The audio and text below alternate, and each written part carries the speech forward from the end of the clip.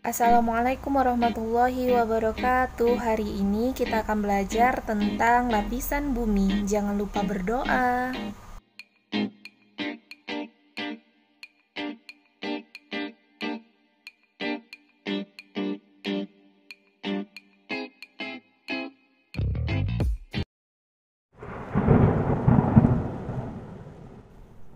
Pada alam semesta terdapat begitu banyak tanda-tanda kebesaran Allah Subhanahu wa Ta'ala.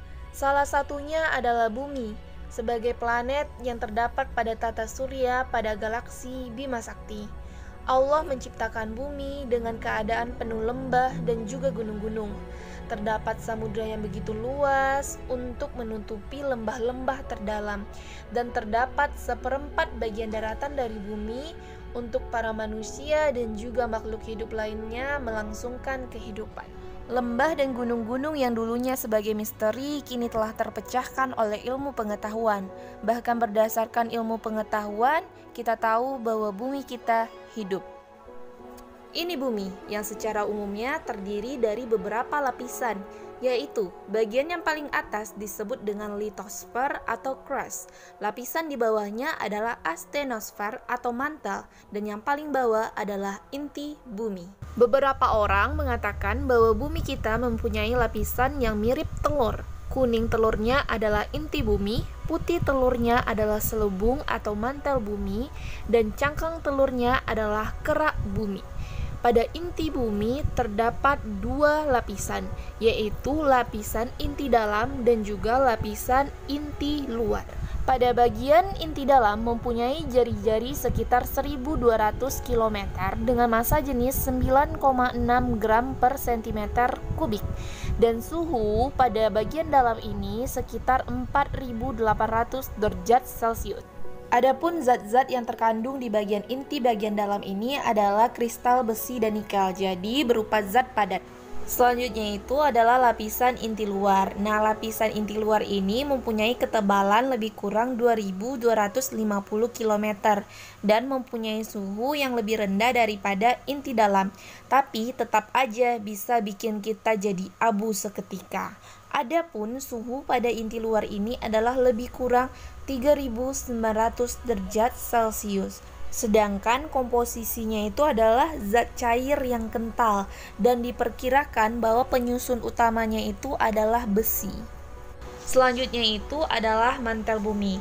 Nah, mantel bumi ini mempunyai ketebalan lebih kurang 2900 km dan massa jenisnya adalah 3,4 hingga 4 gram per cm kubik.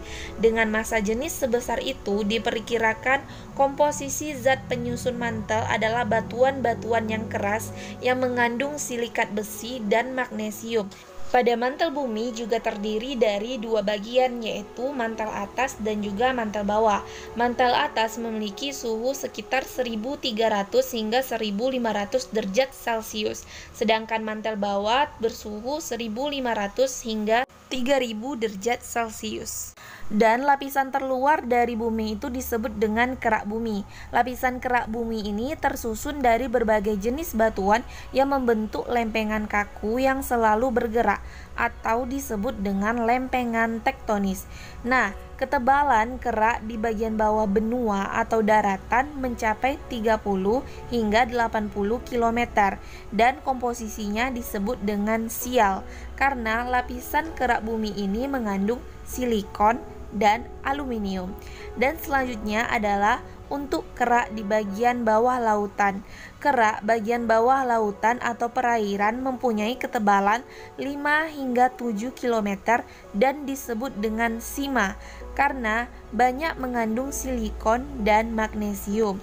Adapun suhu pada bagian bawah kerak bumi mencapai hingga 100 derajat Celcius. Lapisan kerak bumi sampai kedalaman 100 km disebut dengan lapisan litosfer.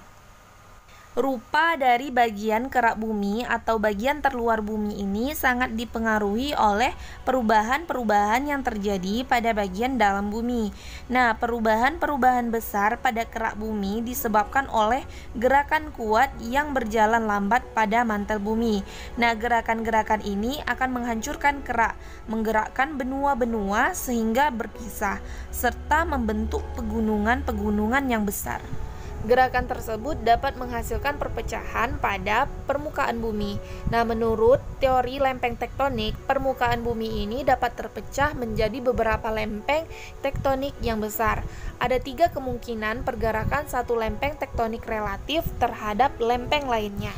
Adapun kemungkinan yang pertama adalah terjadinya spreading atau kedua lempeng ini saling menjauhi. Dan kemungkinan yang kedua adalah collision atau kedua lempeng ini saling mendekati. Dan kemungkinan yang ketiga adalah transform, yang artinya adalah saling geser. Jadi, jika dua lempeng bertemu, maka akan terjadi 3 kemungkinan. Yang pertama adalah menjauhi, yang kedua adalah mendekati, dan yang ketiga adalah saling bergeser. Pada umumnya, gerakan ini berlangsung lambat dan tidak dapat dirasakan oleh manusia, tetapi dapat terukur setiap tahunnya sekitar 0 hingga 15 cm per tahun. Nah, kadang-kadang gerakan lempeng ini menjadi macet dan saling mengunci, sehingga terjadi pengumpulan energi. Akhirnya, lempeng tektonik tersebut tidak lagi kuat menahan gerakan, sehingga terjadi pelepasan mendadak yang kita kenal dengan istilah gempa bumi. Demikian pembelajaran dari Umi. Berikut adalah tugas untuk antum pada materi ini. Wassalamualaikum warahmatullahi wabarakatuh.